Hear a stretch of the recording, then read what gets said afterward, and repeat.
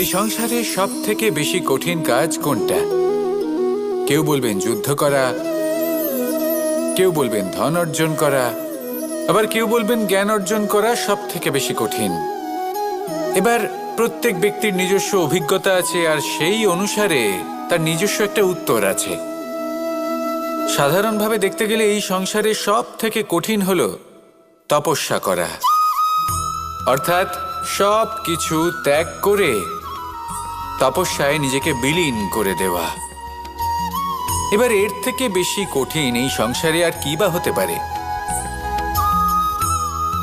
এই সংসারে, এই সমাজে নিজের পরিবারের মধ্যে থেকেও ধৈর্য ধরে সামনে অগ্রসর হওয়া, এটা হলো সব থেকে কঠিন কাজ। কারণ যখন আপনি তপস্যা করেন তখন সেখানে আপনার ধৈর্য ভাঙার মতো কেউ থাকেন না, না কোনো